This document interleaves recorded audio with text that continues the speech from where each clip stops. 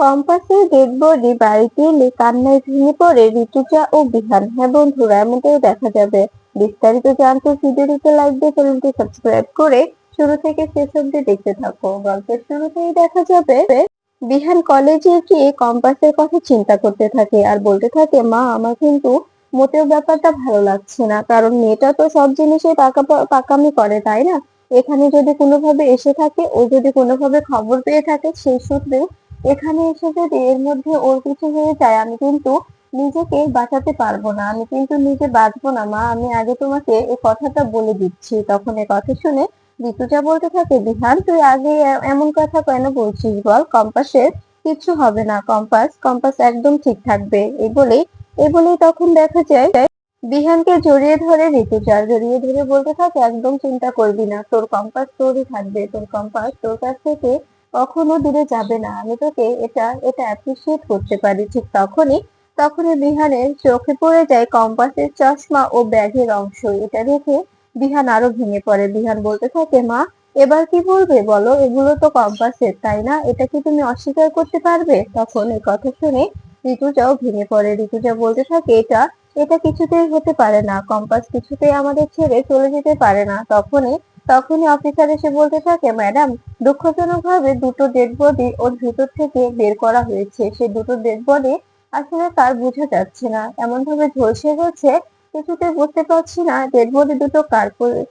Report করলে, DNA test করলেই হয়তো বা বেরিয়ে আসবে এই ডেড বডি গুলো কার। এই কথা শুনে অবাক হয়ে যায় ঋতুজা। ঋতুজা বলতে থাকে, এটা আমি কিছুতেই মানবো না, কিছুতেই না। আর এর ভিতরে কলেজ বন্ধ থাকা অবস্থায় এর ভিতরে কেই বা থাকতে পারে, কে ঢুকেছিল ল্যাবে?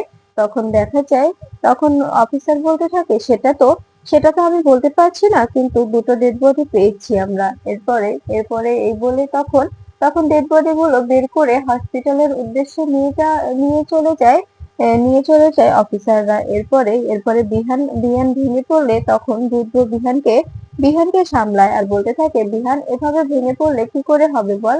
একদম ভেঙে পড়বি না, তুই যদি ভেঙে পড়িস তবে মাকে কি করে সামলাবো? তোর উপরেই তো আমাদের ভরসা, তাই না? আমরা জানি তুই অনেক স্ট্রং, তুই যদি এভাবে ভেঙে পড়িস তবে আমরা নিজেরা কি করব বল? তখন বিহান বলতে থাকে, দাদা তুই বুঝতে পারছিস না, আমার আমার কিছু ভালো লাগছে না, আমি কম্পাসকে ছাড়া থাকতে পারবো না। এরপরে বিহানকে বাড়ি নিয়ে এলে বিহান বাড়িতে এসে পাগলামো শুরু করে আর বলতে থাকে, এই মেয়েটাকে নিয়ে পারছি না, দেখেছিস দাদা ভাই ঘরটা কেমন অগোছালো করে রেখেছে? বলেছি যে আমার ঘরে থাকতে হলে সবকিছু গুছিয়ে রাখতে হবে, কিন্তু কিন্তু ও তো কার শোনে কার কথা? ও তো সবসময় শুধু নিজের এক্সপেরিমেন্ট নিয়ে ব্যস্ত, এদিকে দৌড়াচ্ছে ওদিকে দৌড়াচ্ছে। আমার ঘর গোছানোর সময় কি ওনার আছে নাকি? তখন এসব দেখে সবাই অবাক হয়ে যায়। সবাই বলতে থাকে, বিহানটা একদম শেষ হয়ে যাবে যদি সত্যি কম্পাসের কিছু হয়ে থাকে। তখন মেঘমালা বলতে থাকে, বিহান এভাবে পাগলামো করো না ভাই, এভাবে পাগলামো করলে মাকে কি করে সামলাবো বলো? তুমি তো মায়ের শেষ ভরসা বলো। তখন বিহান বলতে থাকে, জানো বৌদি, আমি ওর পাশেই ঘুমিয়েছিলাম, ও তো আমাকে বলতে পারতো, বিহান স্যার আমার একটা দরকার পড়েছে, আমার সঙ্গে একটু যাবেন, তবে তো আমি চলে যেতাম, তাই না?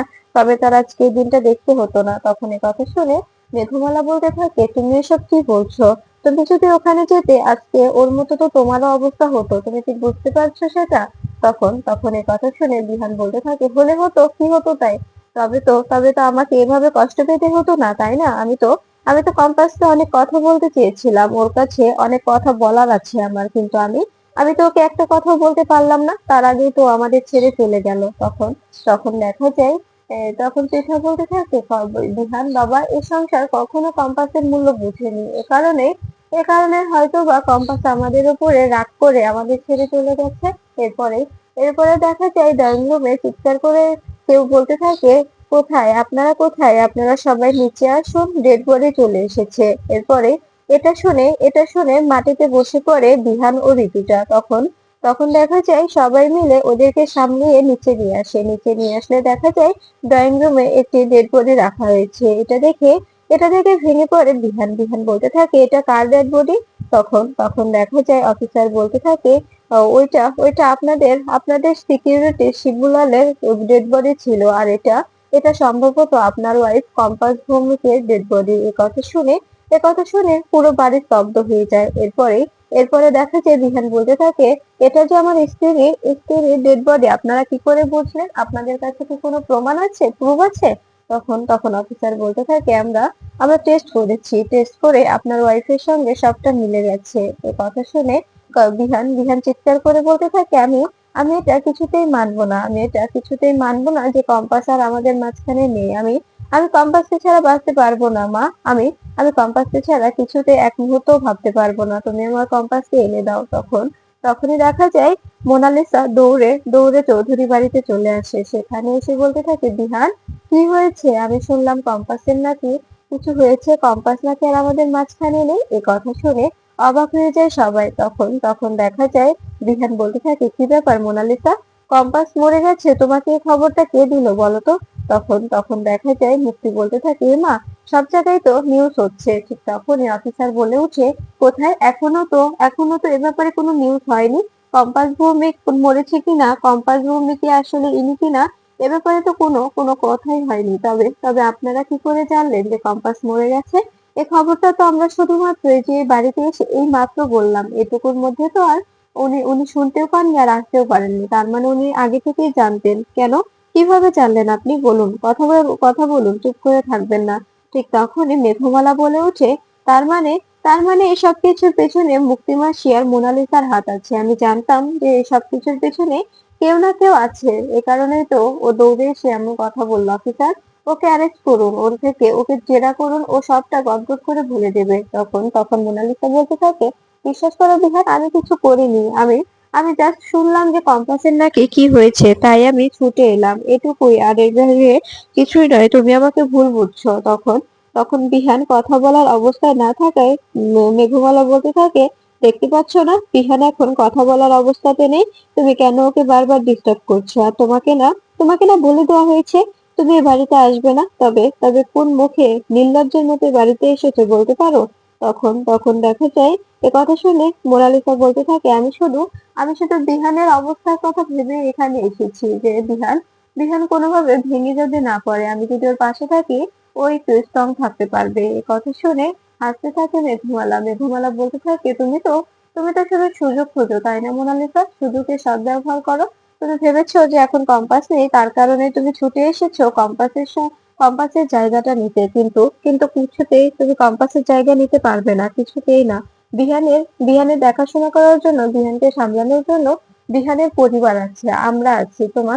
তোমাকে কোনো প্রয়োজন নেই, তুমি তুমি এখান থেকে যাও। তা না হলে বিহান যদি আবার আবার নিজের নিজের মধ্যে ফিরে আসে, তোমাকে দেখতে পেলে বিহান কিন্তু অনেক রেগে যাবে, তখন কিন্তু হিতে বিপরীত তোমারই হবে। এ কথা শুনে মোনালিসা বলতে থাকে, বড় বৌদি, তুমি আমার সঙ্গে এভাবে কথা বলছো কেন? কম্পাস তো আমার বোনের মতো, তাই না? আমরা ছোট থেকে একসঙ্গে বড় হয়েছি, শেষবারের মতো কি কম্পাসকে আমাকে দেখতেও দেবে না? তখন তখন দেখা যায় এ কথা শুনে অফিসার বলতে থাকে, উনি উনি যেভাবে ঝলসে গেছেন, ওনাকে কেউ দেখতে পারবেন না। এমনকি আপনি আপনি তো কোথাকার কি, ওনার ওনার হাজবেন্ড উনি অব্দি ওনাকে দেখতে পারবেন না।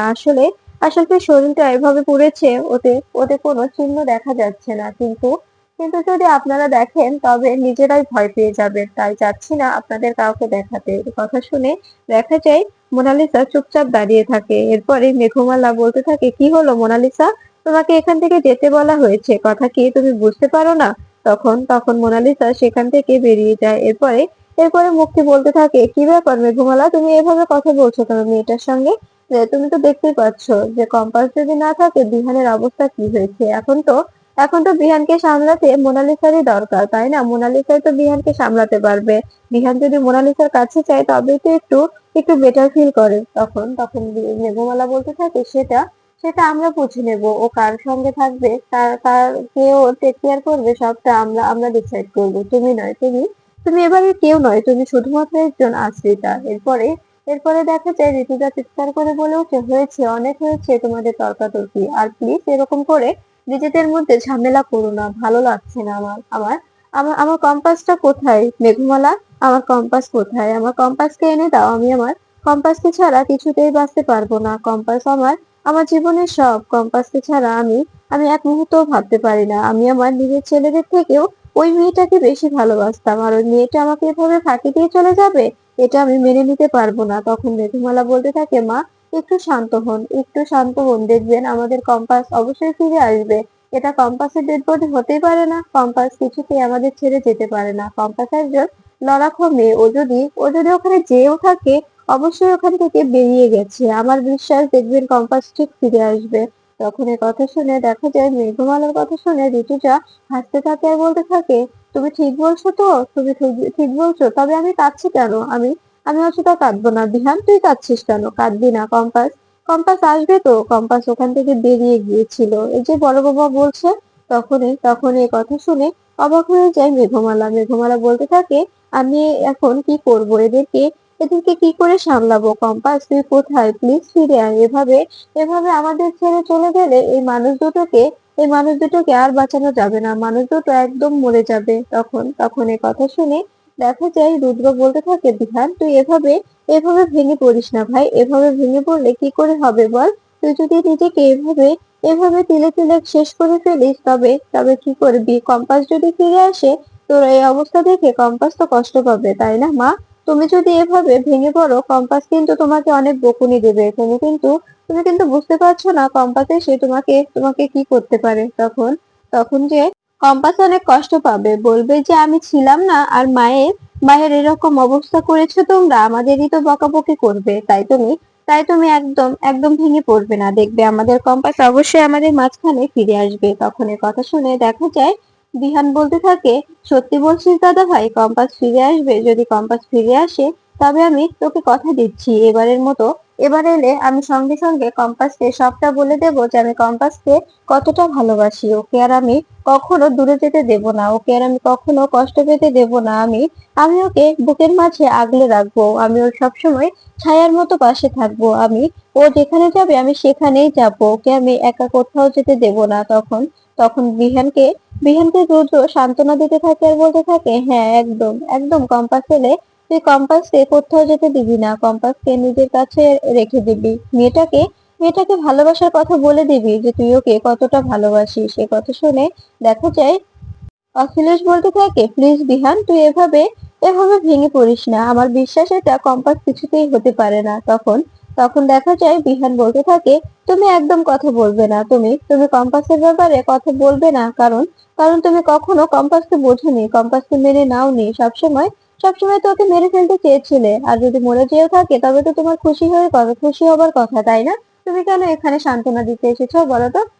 তখন দেখা যায় অখিলেশ বলতে থাকে, প্লিজ বিহান, এভাবে বলিস না, আমি আমার নিজের ভুলটা বুঝতে পেরেছি। তখন তখন বিহান বলতে থাকে, কিভাবে বলবো তোমাকে, কিভাবে বলবো বলো? তুমি তো সবসময় মেয়েটাকে মারতে চাইতে, আর আমি তোমাকেই বা কি বলছি? আমি নিজেও তো কখনো ওকে ওকে নিজের স্ত্রীর সম্মান দিইনি, আমি তো ওকে কখনো বুঝিনি, সবসময় ওর সঙ্গে খারাপ ব্যবহারই করে এসেছি, কখনো কখনো বুঝিনি যে ও আমাকে ভালোবেসে কত কিছু করছে। যদি যদি বুঝতে পারতাম, তবে তবে আমি কিছুতেই ওকে এভাবে দূরে ছেড়ে দিতে পারতাম না। ও তো আমার জন্য কত কিছু করেছে, তোমার জন্য তো কত কি করেছে। তোমাকে মুক্তি মাসে যেভাবে ফাঁসিয়েছিল, তোমাদের সকল সয় সম্পত্তি জাল করে লিখে নিয়েছিল, সবটাই তো ওই উদ্ঘাটন করে দিয়েছে, তা না হলে আজকে আমাদের রাস্তায় গিয়ে বুঝতে হতো। তখন এই কথা শুনে দেখা যায় অখিলেশ বলতে থাকে, আমি জানি বাবা, তুই এভাবে এভাবে যদি রিয়াক্ট করিস, এভাবে যদি ভেঙে পড়িস, কম্পাস কিন্তু অনেক কষ্ট পাবে। কম্পাস যদি ফিরে এসে দেখে তোদের এই অবস্থা, তবে কম্পাস সত্যি সত্যি অনেক অনেক রাগ হবে আর বলবে যে তোমরা তোমরা সবাই নিজেদের শরীরের একই অবস্থা করেছো। তখন ঋতুজাকে মেঘমালা ঘরে নিয়ে যায়। এরপরে মেঘমালাকে জড়িয়ে ঋতুজা কাঁদতে থাকে আর বলতে থাকে, মেঘমালা, এখন কি হবে? আমার কম্পাস কি সত্যিই ফিরে আসবে? কম্পাস যদি না ফিরে আসে, আমি কিন্তু বাঁচতে পারবো না, আর আমি ওই মুক্তির সঙ্গে লড়াই করার শক্তি তো কিছুতেই পারবো না। আমাদের আমাদের সবকিছু শেষ হয়ে যাবে, সবকিছু মুক্তি মুক্তি দখল করে নেবে, অখিলেশকে চাপে ফেলে নেবে, আমাকেও মেরে ফেলবে। আমি জানি মুক্তি এ কারণে এভাবে এভাবে চুপচাপ আছে, আর আমার বিশ্বাস এ সবকিছুর পিছনে মুক্তিও মোনালিসার হাত আছে। কম্পাসকে সরিয়ে মোনালিসা কম্পাসের জায়গায় আসতে চায়, আর কম্পাস সরে গেলে আমি তো এমনিতেই ভেঙে যাব, তাই ও কম্পাসকে সরিয়েছে যাতে যাতে ঋতুজাকেও ভেঙে ফেলা যায়। তখন তখন দেখা যায় এ কথা বলে ঋতুজা বলতে থাকে, যাই হোক না কেন, আমি আমি একদম ভাঙবো না, আমি মুক্তি ও মোনালিসা শেষ দেখে ছাড়বো, ওদেরকে আমি অবশ্যই শাস্তি দিয়ে ছাড়বো। ওরা ওরা যদি সত্যি কম্পাসের কোনো ক্ষতি করে থাকে, এর জন্য ওদেরকে শাস্তি পেতে হবে। অনেক অনেক সহ্য করেছি, আর নয়, অনেক অনেক অনেক সহ্য করেছি, অনেকবার ক্ষমা করেছি। মোনালিসাকে আমি আর কখনো বিহানের ধারে কাছে আসতে দেব না, কিছুতেই আসতে দেব না আর।